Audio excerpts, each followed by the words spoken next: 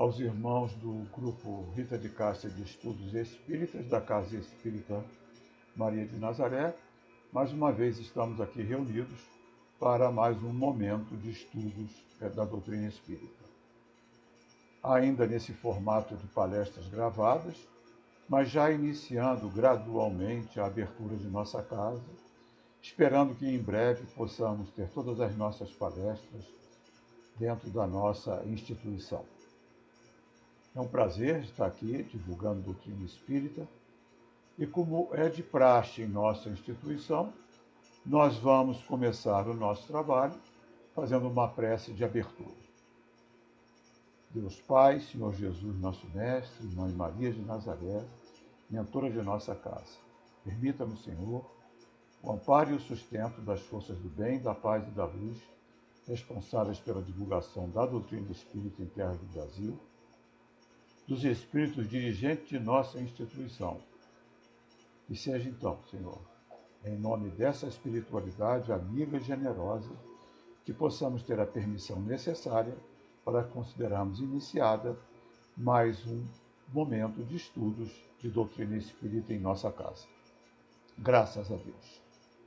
Bom, como me deixaram com o tema livre, eu escolhi um paradoxo de Jesus, um aparente paradoxo de Jesus. Porque em um determinado momento, Jesus fala que não se deve pôr a candeia debaixo do alqueire. Bom, nós temos que nos lembrar que Jesus falava para orientais do século zero. Então, de acordo com os hábitos e costumes do seu tempo. Todo estudo que se faz de uma personalidade, ou de um fato, ou de um evento, tem que se levar em conta a época, o momento e as influências daquele tempo. Então, nós não podemos falar de evangelho sem nós viajarmos para aquele tempo, ou se nós não trouxermos o ensinamento para os dias de hoje. Uma coisa são orientais do século zero, uma sociedade pastoril, uma sociedade agrária, e outra coisa é o século XXI, numa cidade como o Rio de Janeiro, completamente diferente as estruturas das civilizações. Então, nós temos que ver a essência do ensinamento, e não o pé da letra, como muitas vezes se faz. Então, o que Jesus está falando? Não ponhais a candeia debaixo do alqueire. A candeia era uma espécie de lamparina. Naquela época não tinha luz elétrica, não tinha nenhuma possibilidade de iluminação, a não ser uma pequena lamparina, que era algo recipiente com um pouco de azeite e um pavio, onde se acendia para iluminar à noite as casas. As casas eram muito pobres, não tinha móvel, não tinha mesa, cadeira, as pessoas dormiam no chão, muitas vezes até com os animais, quando estava muito frio, para o calor dos animais servir de aquecimento. Era uma estrutura dentro de casa completamente diferente da nossa. Então, o que Jesus fala? Ninguém acende uma lamparina para colocar debaixo de um vaso. Um alqueire era um tipo de vaso, uma espécie de móvel, um vaso. A pessoa coloca em cima do alqueire para que ilumine todo o ambiente. Da mesma forma como a gente faz aqui agora. Ninguém acende uma luz, estou com lâmpadas acesas para iluminar, para colocar debaixo da mesa, para colocar dentro do armário. Bom, existe hoje closet, né? Você tem a iluminação lá dentro do armário. Mas no tempo de Jesus não tinha closet, não tinha nem armário. Então, quando você acende uma luz, você a coloca no alto, para que ela possa iluminar todo o ambiente. Então, o que ele está nos dizendo? Ele está nos dizendo que quando a gente se esclarece, ele está falando de uma forma figurada, mas está nos falando que quando a gente se esclarece, que quando a gente absorve algum tipo de ensinamento, a gente deve demonstrá-lo, praticá-lo. É como acender uma luz e demonstrar que essa luz está acesa. A luz do conhecimento. Como é que nós adquirimos conhecimento? Kardec, no tempo positivista, né? A gente se instrui. Né? Tempo do positivismo em Kardec, que só se admitia o conhecimento através dos sentidos, ainda que grande parte dos conhecimentos que a gente assimile enquanto encarnado seja realmente pelos sentidos, mas isso chama-se instrução. Instruir o que é? Adquirir conhecimento, transformar algo externo em um conhecimento interno. Tanto que a palavra fala em instruir, para dentro. Tá? O prefixo in é para dentro. E outra coisa é educação. Educação, o prefixo é externo. Educação é o que a gente faz com o conhecimento. A gente confunde muito educação com etiqueta. Lá no Livro dos Espíritos, lá no capítulo do egoísmo, Kardec nos fala que, na realidade, a educação é moral. A educação deve ser focada no moral. Ele nos fala do egoísmo, tá? Porque a nossa sociedade ela tem um foco muito grande no conhecimento, na absorção de conhecimento. Nós, aos nossos filhos, nós sempre os incentivamos, faz uma faculdade, vai fazer algo para você poder, com o teu conhecimento, ter um padrão de vida mais adequado. Não deixa de estudar. Mas outra coisa é a educação. Educação que a gente faz com conhecimento. A nossa sociedade, ela prioriza muito a absorção de conhecimento. Nós estamos numa época em que a gente precisa realmente absorver conhecimento, senão fica fora do tempo. Olha que esse momento que a gente está vivendo, aqui fazendo uma gravação via internet, esse é conhecimento recente. Há 10, 15 anos atrás não havia essa possibilidade. Agora, com esse momento em que nós atravessamos aí desse isolamento social, quantos de nós tivemos que aprender novas tecnologias para poder nos comunicar, não nos mantermos isolados? Aqui, eu sou um exemplo disso. Conhecia a videoconferência, até porque eu trabalho com palestras, conhecia a videoconferência, mas não nesse porte, né, fazendo lives, fazendo gravações. As videoconferências normalmente eram para fazer reuniões. E hoje aqui, meses depois, a gente está aqui até dominando razoavelmente os equipamentos de gravação, de transmissão. Claro que não de forma profissional, mas já com um domínio muito bom sobre esse conhecimento. Importante isso, senão a gente estaria isolado. Uma pandemia dessa, 20 anos atrás, nós estaríamos completamente isolados. A internet tem pouquíssimo tempo. Tá? Celular, aqui no Brasil, começou em 1992. Chegou aqui, não no mundo, mas no Brasil em 1992, com a Eco 92. Eu sei disso, eu me lembro, não porque eu tenho a memória fantástica, porque eu trabalhei na Eco 92. Então, foi ali que foram instaladas as primeiras torres de celulares para todas aquelas delegações estrangeiras que aqui vieram, pudessem ter suas comunicações. Era um celular imenso, né? Eu costumo brincar, era um tênis falante, né? Com pouquíssimo alcance e caríssimo. Custava uma fábula. Hoje a gente tem empresas aí até dando celular para que a gente possa utilizar os serviços. 28 anos.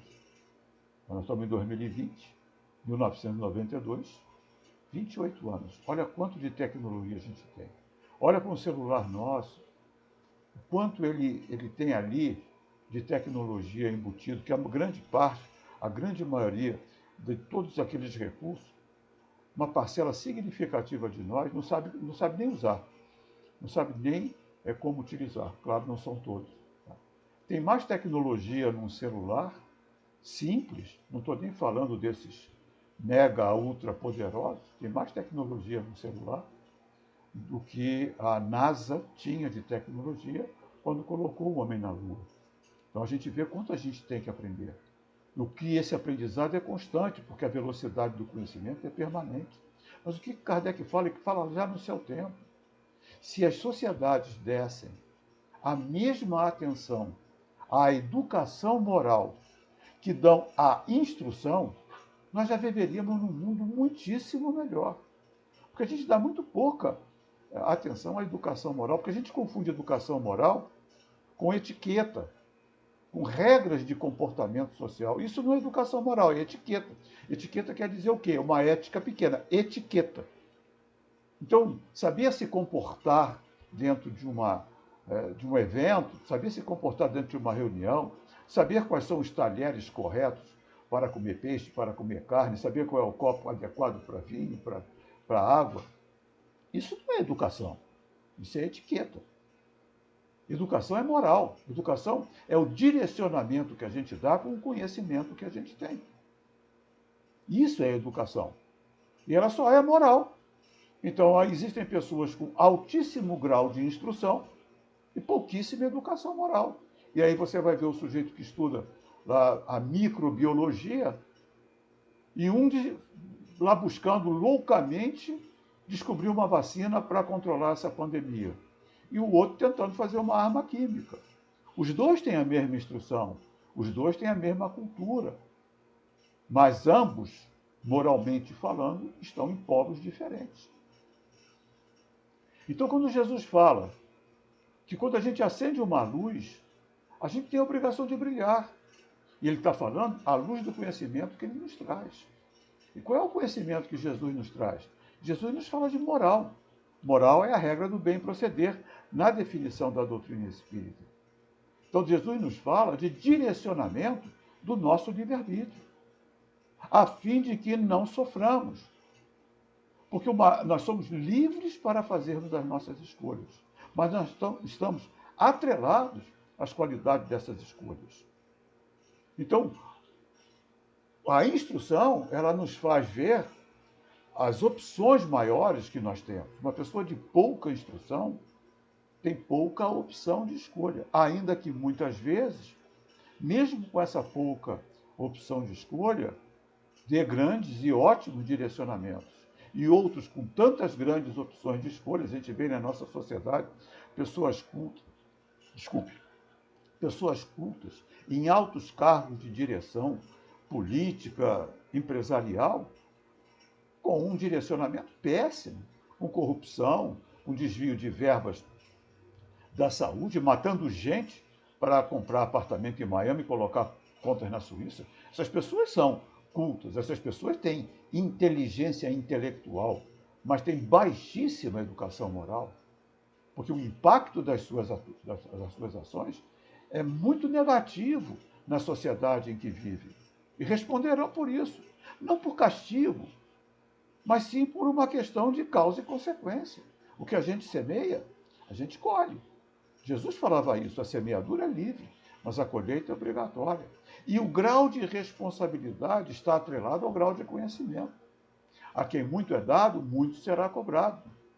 Isso é Jesus. O servo que conhece a vontade do seu dono é muito mais responsável pelo que faz do que o servo que não conhece. Porque esse não é tão responsável pelo que faz. A cada um segundo as suas obras. Então, o que Jesus está falando? Jesus está falando que nós somos responsáveis por aquilo que nós fazemos de escolha. Então, quando a gente acende uma luz, tem a obrigação de brilhar. E essa é a finalidade de adquirir uma cultura evangélica nesse sentido. Porque quando Jesus nos trouxe, ele nos falava de valores. Então, quando a gente vai estudar o Evangelho, quando a gente vai estudar a doutrina espírita, nós não estamos estudando tecnologia de ponta, nós não estamos estudando como construir um computador ou como usar um determinado dispositivo de internet. Nós estamos estudando moral, nós estamos estudando ética, nós estamos estudando comportamento. Porque esse foi o direcionamento que Kardec deu à doutrina. Foi isso que Jesus veio fazer entre nós. A doutrina, ela é ciência, quando ela investiga as causas, o mundo espiritual, o como funciona. É como uma ciência, é a finalidade de uma ciência, entender o como funciona. E a filosofia, quando ela estuda os porquês. Por que a causa do sofrimento, por que a dor, por que as diferenças, por que a desigualdade. Ela é filosofia quando ela especula sobre isso. Mas ela é religião, ela não é religião no sentido formal. Mas ela é moral quando Kardec dá o direcionamento mesmo que Jesus para o comportamento, para as questões morais. Porque conhecer do mundo espiritual, conhecer as consequências das nossas ações na continuidade da nossa existência, é iluminação. Ao mesmo tempo é responsabilidade. Porque no momento em que a gente se ilumina, a gente tem a responsabilidade da conduta, coerente com a iluminação. Porque senão é hipocrisia. De que adianta decorar o livro dos Espíritos? De que adianta saber em que edição da revista Espírita está determinado artigo? De que adianta conhecer o Evangelho de trás para frente, ou a Bíblia de trás para frente, como tantos conhecem, se na hora da prática o discurso é completamente diferente da prática? Isso é hipocrisia. Ah, mas eu não me tornei santo. Claro que a gente não se tornou santo. Eu não sei vocês, com certeza eu não. Mas a gente tem, no mínimo, a obrigação de se esforçar para ser uma pessoa melhor. Se a perfeição ainda não é deste mundo, o aperfeiçoamento é. Quando Jesus falava da perfeição, ser de perfeitos como o Pai Celestial é perfeito, ele está fazendo uma metáfora, uma linguagem figurada. É óbvio que a gente não tem como ser perfeito como Deus é perfeito. Mas como ele podia fazer essas sutilezas, essas nuances de compreensão para aquele povo extremamente rude e ignorante? Ignorante não no sentido pejorativo, ignorante no sentido de ignorar. Até mesmo hoje ainda é muito difícil determinados conceitos pelo nosso tamanho da nossa ignorância. Então ele fala da necessidade do aperfeiçoamento. Quando eu estou falando com o público espírita, eventualmente algum ou outro companheiro de jornada na Terra pode estar aí conectando com desculpe, o YouTube, me faltou aqui a palavra, a expressão, o YouTube, e ver uma palestra que não é ainda do seu conhecimento da doutrina espírita, mas de uma forma geral, eu estou falando sobre a doutrina espírita, para adeptos da doutrina espírita, para aqueles que estão buscando, já estão num processo de iluminação. E a gente tem a responsabilidade da conduta. A gente tem a responsabilidade de buscar, no mínimo, o esforço de adaptar a nossa conduta ao nosso conhecimento, ao conhecimento que nós já temos. É o testemunho. É o que Paulo falava na sua carta. Cartas vivas do Evangelho. O que é uma pessoa se tornar carta viva do Evangelho? É ela praticar aquilo que ela aprendeu. Eu costumo brincar, porque eu gosto de fazer a coisa com certo humor, que nós, espíritas, não sei como, no nosso dia a dia, no nosso cotidiano, na nossa vida profissional, na nossa vida de relação, de alguma forma as pessoas descobrem que a gente é espírita. Parece que está aceso aqui na testa, qualquer coisa do gênero. No momento que as pessoas nos reconhecem como alguém filiado ao movimento espírita, tem uma cobrança. Mesmo não conhecendo praticamente nada de doutrina espírita, mesmo confundindo espiritismo com as religiões africanas, fantásticas religiões africanas. Umbanda, candomblé, voltado para o bem, espíritos do bem, fantástica, mas não é espiritismo. Espiritismo é outra coisa. Espiritismo é uma palavra, é um neologismo cunhado por Kardec para diferenciar esse conhecimento dos demais conhecimentos. Então, o Espiritismo é um corpo de doutrina. É uma palavra cunhada por Kardec. As pessoas misturam. Você vai lá ver uma casa de Umbanda sendo chamada de centro espírita. Isso é ignorância sempre no bom termo, do termo espírita. A gente vê isso até nos jornalistas, em algumas reportagens, o que eu acho ruim, porque a obrigação de um jornalista é conhecer o que está falando. Quando ele passa uma informação, ele é responsável por aquela informação.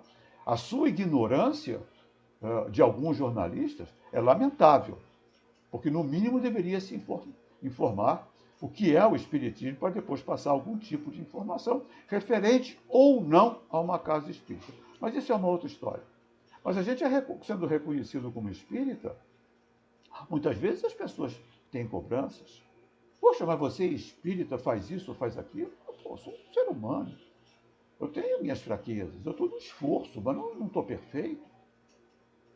Eu sei o que preciso fazer. Eu sei o discurso, eu sei o conhecimento, mas às vezes, fruto dos nossos automatismos comportamentais, nem sempre nós correspondemos, mas o entorno de nós cobra. Principalmente o entorno mais próximo, a família.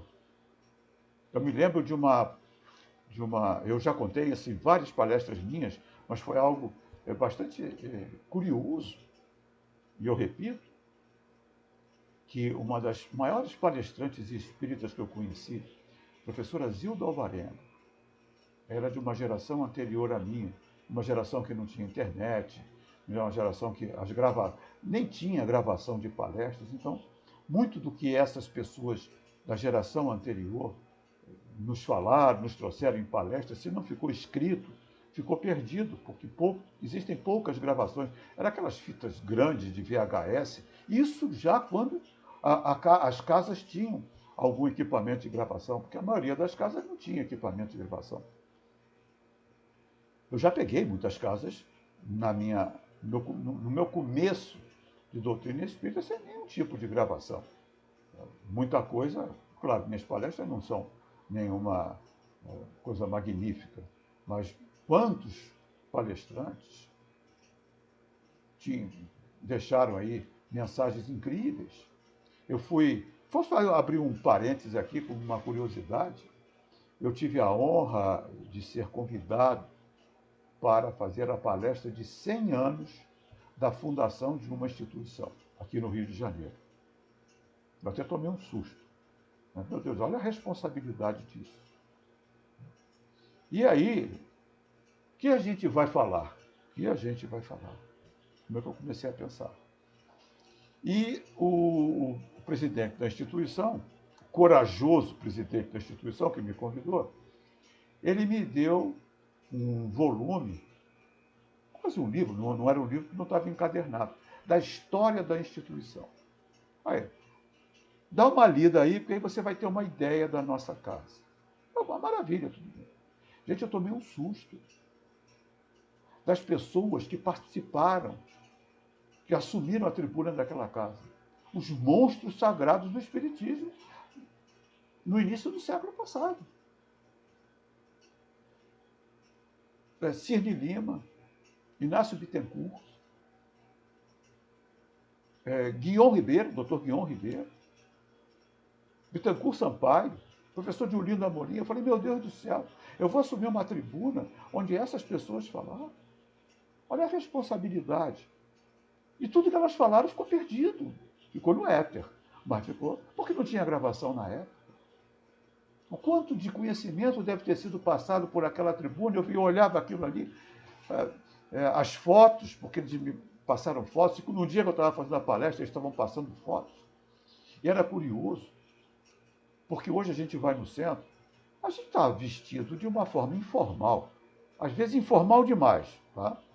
Porque para centro de bermuda e de vestido extremamente decotado, eu acho que, pelo menos para o meu padrão, tá? Eu acho que é um pouco de exagero. Tá? Mas vá lá. Tá? Mas as pessoas, os homens de terno, colete, gravata, as mulheres vestidas, não a rigor, mas com vestidos de festa, tá? E várias fotos. E quanto ficou perdido ali? Quanto ali deixou de ficar registrado? Mas voltando aqui, fechando o parêntese, estou falando da professora Zilda. E ela, numa palestra que eu assisti, ela contou uma história. E essa história é muito curiosa, porque ela fala exatamente de coerência.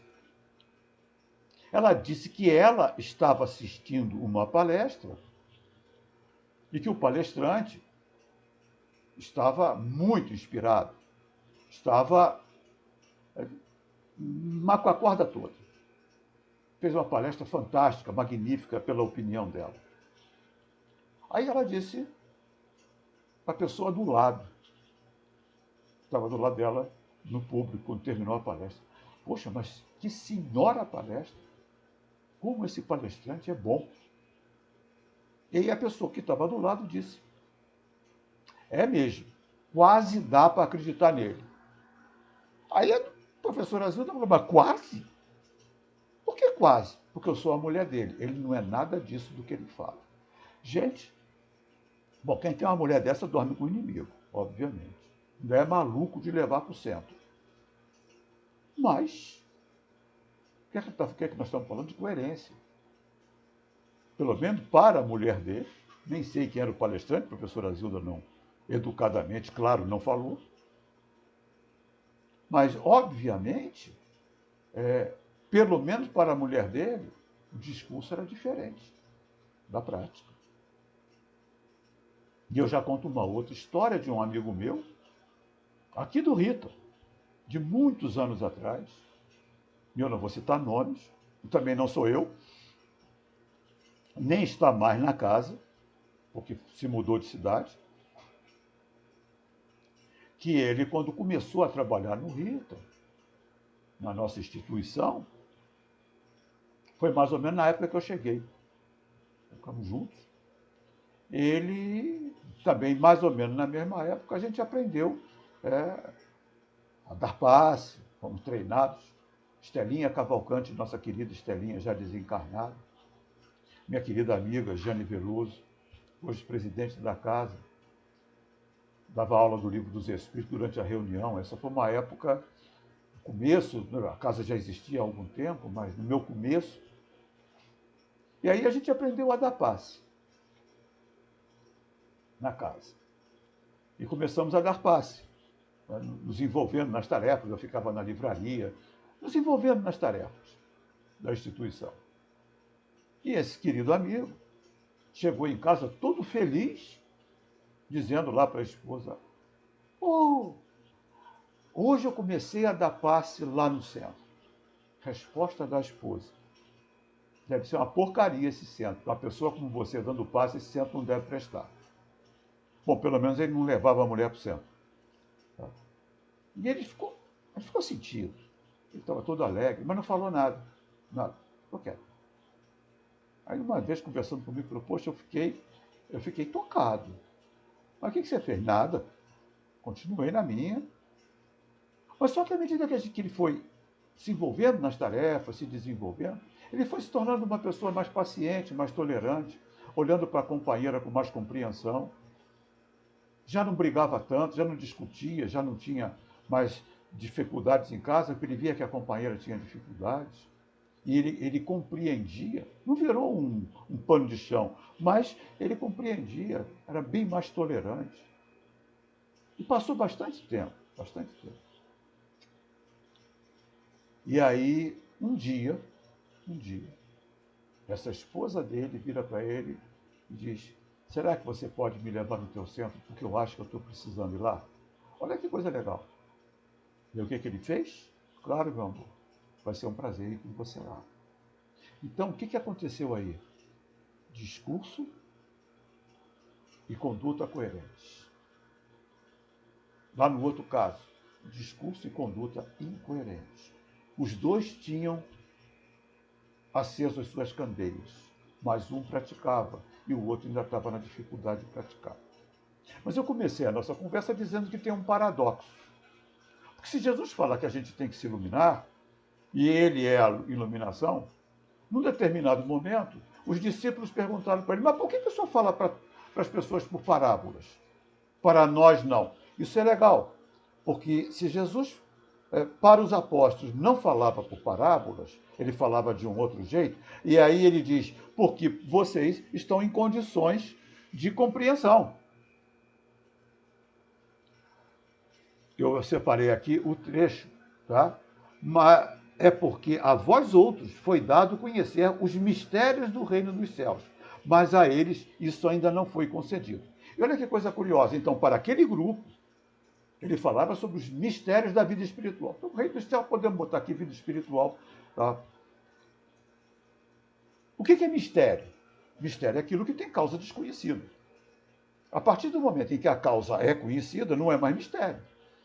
Então, quando ele fala para vocês, eu estou falando de um outro jeito. Para aquelas pessoas, não. Pô, por que o senhor faz isso?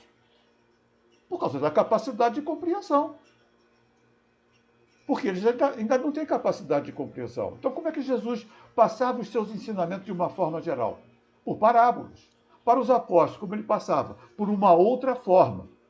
Forma essa que não ficou registrada, mas ficou demonstrada pela atuação dos apóstolos depois da crucificação de Jesus. Porque foram eles que levaram o evangelho para o mundo. Jesus ficou num perímetro muito restrito e por um tempo muito pouco. Pedro, João, Tiago, Paulo, que não foi diretamente, mas se considerava apóstolo, eles é que espalharam pelo mundo o evangelho, porque conheciam os mistérios, magnetismo, vida espiritual, consequências na vida espiritual das ações nesse mundo, que era mistério para o povão. Ainda é para tanta gente. Quantas pessoas aí dizem não acredito nisso? Nunca ninguém voltou para contar como é que é lá. Pô, todos nós já voltamos. Aí Jesus contava história. Por que ele contava história? Porque ele estava falando para um povo ainda numa infância intelectual muito grande. E para aquele tipo de capacidade de compreensão, somente com história. Primeiro, porque não adiantava escrever nada. Tanto que Jesus não deixou nada escrito. E por que ele não deixou nada escrito? Porque ninguém sabia ler nem escrever. O índice de analfabetismo era superior a 95% ou mais. Ler já era algo difícil de ter quem lesse. Escrever muito pior. Hoje a gente aprende a ler e escrever simultaneamente, mas naquele tempo não, porque escrever era muito caro. Ler ainda vai lá, mas escrever era muito caro. Então aquelas pessoas não tinham cultura. Então ele contava histórias, histórias do cotidiano com fundo moral, do cotidiano daquelas pessoas. Então era da vida de pescador, de colheita e semeadura, da vida pastoril, que era dos hábitos e costumes daquele tempo, que era acessível à capacidade de compreensão daquelas pessoas, sempre com um fundo moral, sempre com um direcionamento para o crescimento moral daquelas pessoas. Porque história é fácil da gente guardar. Agora, textão, não. Tanto que são áreas do cérebro diferentes no registro. Quantas pessoas analfabetas sabem música de cor?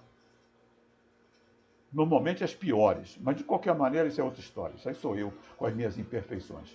Tá? Mas sabem música de cor, sem nem ter lido, porque grava.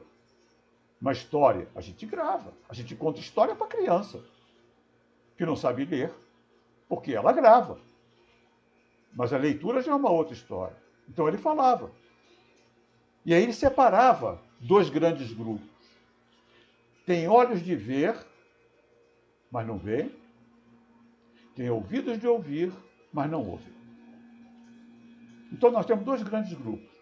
Dos ignorantes e dos pseudo-sábios. Ambos têm olhos de ver e ouvidos de ouvir. Mas ambos os grupos não veem nem ouvem. Os ignorantes, por quê? Porque não têm capacidade de compreensão. Então você olha lá, num quadro, uma fórmula matemática daquelas mais complexas da astrofísica ou da física quântica, a gente olha, mas não compreende. A grande maioria de nós não compreende aquela matemática que está colocada ali. Temos olhos de ver, mas não temos capacidade de compreensão. Por quê? Porque somos ignorantes daquela matemática. Vai a um congresso de economistas sem ser economista. Vai sair de lá mais ignorante do que entrou, porque não vai entender bolhufas, porque a linguagem deles é absolutamente deles. Tem ouvidos de ouvir, mas não entra, não vira instrução. É isso que ele está dizendo. Olhos de ver, mas esse olho de ver não transforma o que foi visto em conhecimento. Por quê? Porque não tem capacidade de absorção. Tem ouvidos de ouvir, mas aquilo que ouviu não é transformado em conhecimento. porque não tem capacidade de compreensão. Como é que a gente vai ler um tratado de filosofia francesa do século XV para uma criança de 5 anos? Ela vai ouvir, mas não vai compreender. Aliás, eu também entro aí junto com a criança. De que adianta ver uma fórmula matemática se você não conhece nenhuma equação de segundo grau? Vai enxergar. Então, para esse tipo de pessoa, aquele conhecimento tem que ser adaptado à sua capacidade de compreensão. Jesus contava história. Mas tem um outro grupo que eu chamo de pseudo-sábios. Por que pseudo-sábios? Porque pensam que sabem, mas não sabem. Tem o seu saber muito restrito. Então, eles são fechados naquele seu saber. Nós temos isso até hoje. Nós temos isso até hoje. Eu conversava com o meu médico ontem, fazer meus exames normais, eu falava, fui para um atendimento de emergência, eu e minha mulher, nós tivemos essa bendita Covid, fomos para o atendimento de emergência, e a gente explicando ao enfermeiro lá o que estava acontecendo, ele não conseguia compreender. Porque achava que eu era ignorante. Eu estou informado sobre o assunto, eu só não sou médico, mas estou informado sobre o assunto. Você que não está me compreendendo. Tinha ouvidos de ouvir, mas não tinha capacidade de compreensão. Quantas pessoas ficam limitadas, estreitas, fazem um reducionismo. Quantas pessoas foram parar em manicômios, em hospícios, e até hoje são tratadas como loucas, quando na realidade o seu problema é de mediunidade desarmonizada. E aí pega um psiquiatra, alguém dessa área, fechado no seu conhecimento, sem conhecimento de vida espiritual, ou interno em tope de remédio. Aí transforma num morto-vivo, um fantasma. Quando, na realidade, é uma questão de mediunidade. Quantas pessoas foram para a fogueira na Idade Média por uma questão de mediunidade? Quantos sábios, cientistas, Giordano Bruno, John Hus, foram queimados por dizer que a Terra é que girava em torno do Sol? Por aquelas pessoas do pseudo-conhecimento eram estreitas. Quantos cientistas, quando apresentaram os seus conhecimentos, foram ridicularizados? Fulton, com a máquina a vapor, que apresentou na França, teve que levar para a Inglaterra, porque ninguém deu atenção a ele, e foi responsável pela transformação dos transportes e a Revolução Industrial. Então nós temos uma montanha de gente desse tipo, que é fechado no conhecimento. Eu me lembro de um médico, psiquiatra, o Dr. Sérgio Lopes, que é um palestrante espírita muito inspirado. Ele contou numa palestra, então eu posso repetir, que ele estava num congresso de psiquiatria, e lá nesse congresso de psiquiatria, no exterior, inclusive, lá nesse congresso de psiquiatria, ele como psiquiatra e espírita, ele falou de fenômenos espirituais que interferem na saúde mental. E um dos seus colegas de congresso falou com ele: eu sou cético com relação a isso que você falou. E aí ele perguntou ao colega: mas o senhor conhece alguma coisa sobre o assunto? Conhece alguma coisa de vida espiritual? Já estudou isso? Aí o colega disse: não. Então o senhor não é cético, o senhor é ignorante. Não no sentido ofensivo, obviamente, mas no sentido de que você ignora. Se você ignora, você não pode ser cético nem crente.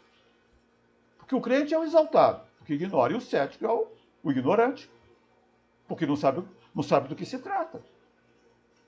Então, eu não sou cético em relação ao funcionamento de um circuito eletrônico do meu carro. Eu sou ignorante, porque eu não entendo bolhufas daquilo. Eu tenho que levar para um cara que entende quando dá algum tipo de defeito. O cético é aquele que conhece e tem um contra-argumento razoável contra aquilo que conhece. Esse é o cético. Não, eu estudei e por esta e esta razão eu sou contra eu não acredito nisso que você falou. Acabou. Aí tem um contra-argumento. Aí a pessoa pode ser cética, porque ela não é ignorante do assunto. Agora, leu lá na internet 2 ou 3 páginas voltadas com uma tendência e se acha conhecedor? Não é. O que Kardec disse sobre o Espiritismo? Está lá na introdução do Livro dos Espíritos. Quem quer conhecer a doutrina espírita tem que fazer com os espíritos um curso. Um curso com os espíritos. Senão você não conhece a doutrina espírita. Até porque não existe professor de doutrina espírita. Todos os professores de doutrina espírita estão no mundo espiritual, são os espíritos superiores. Todos nós somos estudantes de doutrina espírita. Uns mais avançados, outros menos avançados. Mas não existe professor de doutrina espírita. E se alguém se outorga como professor de doutrina espírita, me desculpe. Acendeu a luz e ainda está debaixo do alqueire. Porque professor de doutrina espírita são os espíritos superiores. Não foi isso que Kardec falou. Quem quiser conhecer doutrina espírita tem que fazer com os espíritos um curso. E é o que nós fazemos. Curso com os espíritos, com o que está escrito pelos espíritos. Claro que a gente tira conclusões. Claro que a gente amplia. A doutrina espírita não é fechada. Mas todos nós somos estudantes de doutrina espírita. Todos nós estamos acendendo a nossa luz. E nesse acender a nossa luz, a gente tem a responsabilidade da coerência do comportamento com o conhecimento. Porque nós já temos olhos de ver. Porque a gente compreende as realidades do mundo espiritual. Eu estou falando para o público espírita, por favor. A gente compreende o que é o mundo espiritual. A gente compreende a nossa responsabilidade na construção da nossa vida futura, através das nossas escolhas. Nós compreendemos o que nós viemos fazer aqui na Terra. Não estamos aqui a passeio, como dizia a própria professora Zilda Alvarenga. Quando a gente encarna, a gente recebe uma carteira profissional e não um passaporte de turismo. Nós temos uma tarefa para fazer aqui. E está lá na finalidade de uma encarnação. Colocar o espírito em condições de participar da obra da criação. Colocar o espírito em condições de participar da obra da criação. Para uns é missão, para outros é expiação. Isso é uma outra história. Para todos nós sempre é uma missão. A gente veio fazer alguma coisa aqui. Essa alguma coisa é crescer e colaborar para que esse mundo seja um mundo melhor com o nosso crescimento. Só assim nós sairemos daqui melhor do que entramos.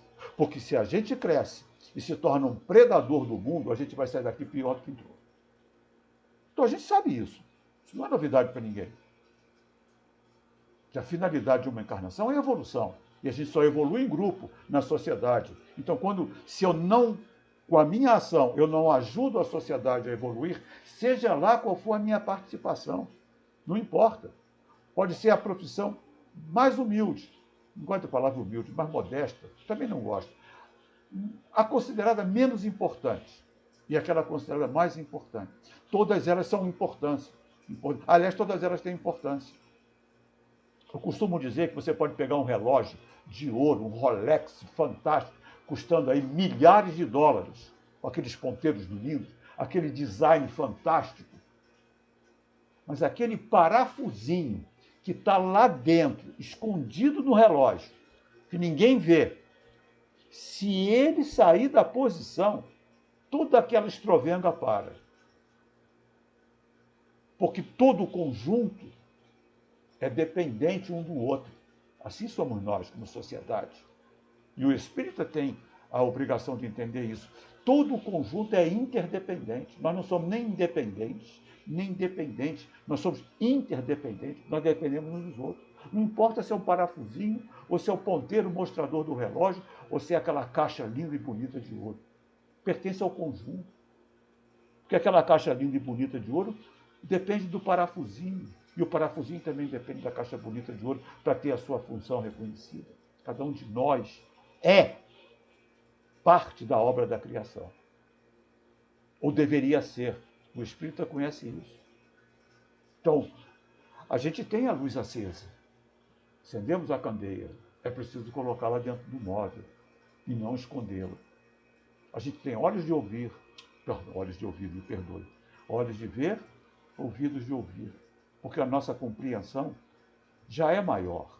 A partir do nosso estudo, vai abrindo a nossa capacidade de compreensão. Então a gente tem a obrigatoriedade do testemunho, principalmente numa sociedade que está com os valores muito controvertidos, eu não vou dizer invertidos, muito controvertidos.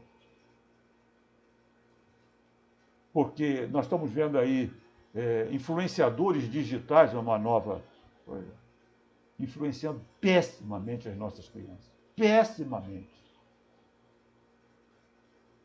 Pessoas que eu não vou citar nome, destruindo os valores morais que às vezes os pais tentam colocar nas crianças, chamados youtubers. Péssimas influências no mundo político, péssimas. Corrupção para tudo quanto é lado, mas a gente tem a obrigação de testemunho. Porque cada um vai responder pelo que está fazendo. Eu não respondo pelo que o meu filho faz, eu não respondo pelo que o governante faz, eu não respondo pelo que a minha companheira de jornada faz, eu respondo por mim. E cada um responde por si. Então fica uma pergunta. Eu ouvi essa pergunta numa palestra da minha querida amiga Isabel Silveira. Onde eu ouvi essa pergunta de outras pessoas, mas ela me lembrou essa pergunta. Aliás, quem faz essa pergunta também é um espírito muito querido, chamado Irmão José. Se você desencarnasse hoje, como você acha que você estaria no mundo espiritual? Fica essa reflexão, fica o meu agradecimento por você ter me acompanhado até o final dessa palestra. E vamos, como também é de praxe na nossa casa, fazer a nossa prece de encerramento. Senhor Jesus, Mestre amigo, Deus nosso Pai, Mãe Maria de Nazaré, nossa mentora. No momento que te pedimos a permissão necessária para considerarmos encerrada a nossa tarefa de estudos da doutrina espírita, nós te suplicamos, Senhor, pelo nosso planeta, pelos nossos governantes, por todos os que sofrem e choram dores físicas ou morais, pelos miseráveis do corpo, mas também pelos miseráveis da alma. Toma conta de nós, Senhor, toma conta de nós, Senhor. E nós ainda somos crianças espirituais, precisando muito de ajuda. Então, Senhora, Senhor Jesus, Deus nosso Pai, em seu nome, que nós da Casa Espírita Cristã Maria de Nazaré possamos ter a permissão necessária para considerarmos encerrada mais uma etapa de estudo de doutrina espírita em nossa instituição. Graças a Deus, muita paz a todos.